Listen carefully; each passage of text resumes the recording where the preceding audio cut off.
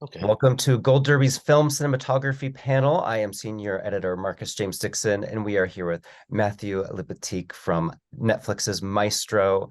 Matthew, how much work and planning went into that opening montage where Leonard Bernstein, played by Bradley Cooper, wakes up and takes the phone call and runs through the various hallways and arrives at the theater? It was a very memorable, fun scene, and yet it looked very complicated. In retrospect, yeah, it was probably pretty complicated, but Bradley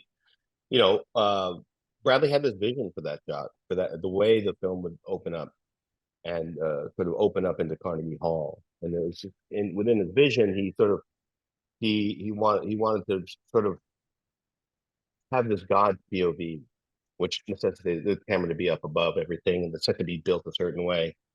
And that movement it was planned to be more linear, I would say, but because of the emotion and the freneticism of his character, uh, it just became this sort of sloppy, messy thing that graduated into this lyrical shot inside Carnegie Hall.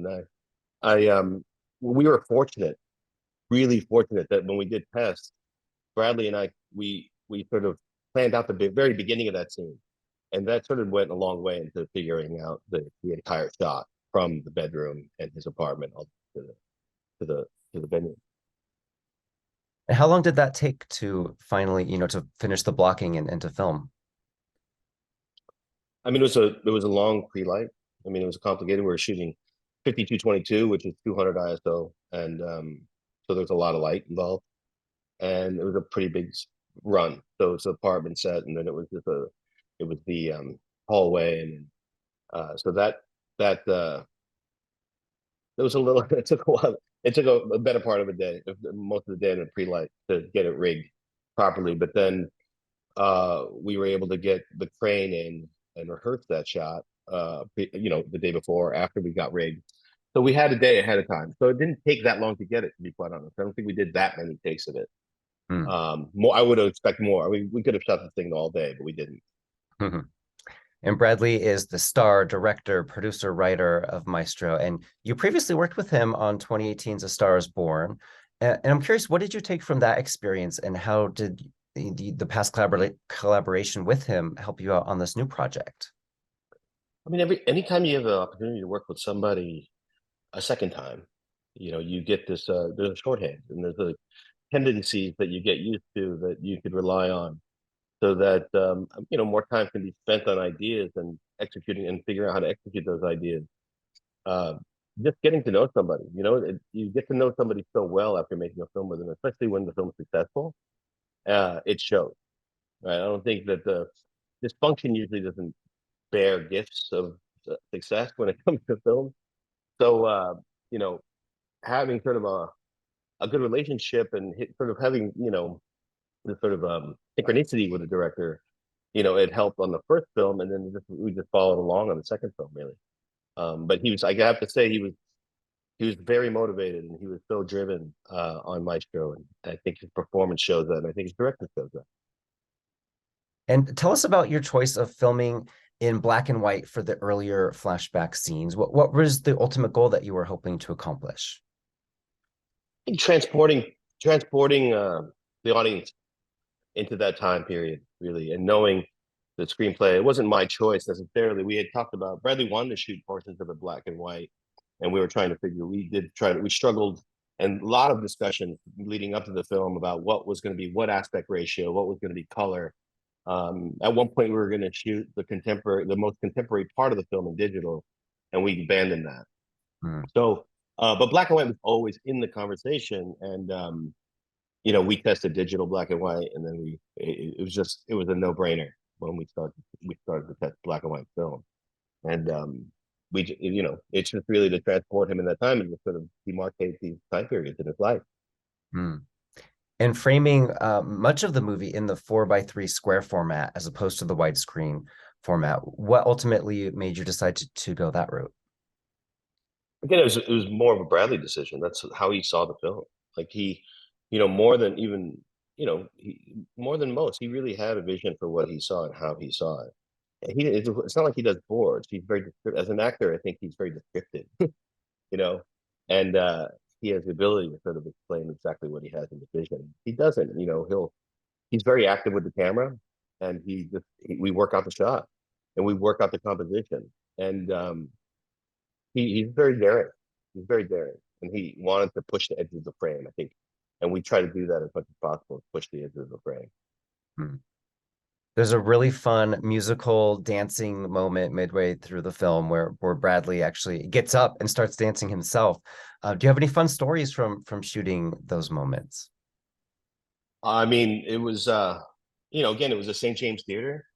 Shooting at Carnegie Hall in the St. James Theater it was a thrill. I mean, as difficult as it is from a technical standpoint, a logistical standpoint, you can't help but feel the sort of aura of history behind the places.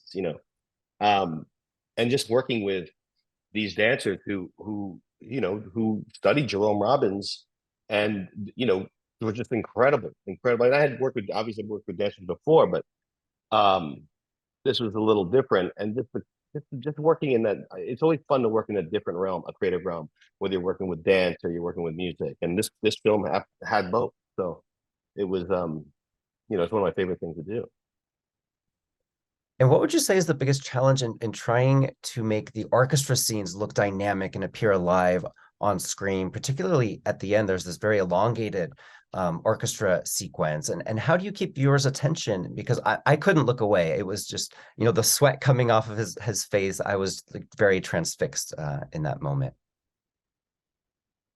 Well, I mean, I used to say this thing in music videos: when something wasn't working in all the vignettes that you would shoot, that you could always cut back to the band. So we didn't really spend so much time thinking about how to portray this orchestra, as much as how do we make sure that we feel like we're always with Lenny, and his performance is you know otherworldly in that scene, I think. And it so much so that there was a standing ovation from the London Philharmonic after it. So it was a pretty moving experience to be there and listening to some of the best musicians in the entire world playing Mahler in this cathedral. I have a front row seat, and I'm watching one of the best performances I've ever photographed. So um, I think it's probably a highlight. Hmm.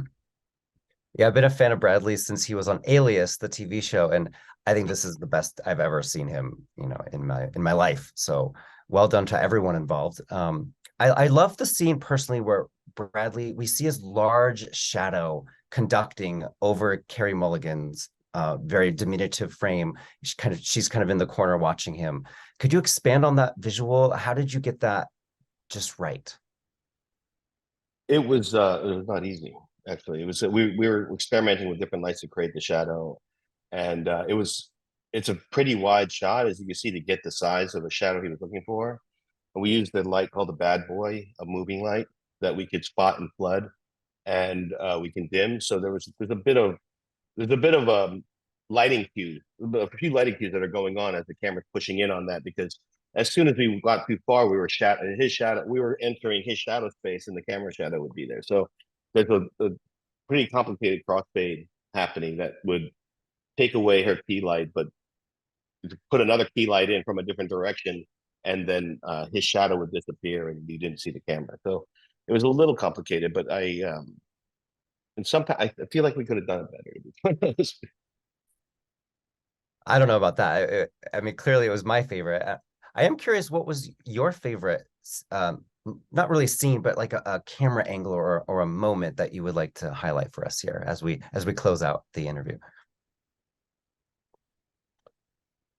I mean, I guess it would be the beginning. It was something we had been talking about from years before we even shot. Riley and I had been talking about the film, and he'd be inspired. He'd give me a phone call. We would talk on a FaceTime or a Zoom, and just sort of hash out what he was thinking, and to see it, to actually execute it on the day, um, and see and then actually see it come to life, I think is probably the most gratifying thing for some reason for me. It's the one thing I keep going back to, even though the London the Ely Cathedral was a highlight of my career. I think what's most gratifying is just that sort of sense of completion that after talking about something so long, um, it feels really good to do. Well, Matthew, thank you so much for chatting with us, and we'll see you in a little bit here at the group. Okay. Thanks, guys.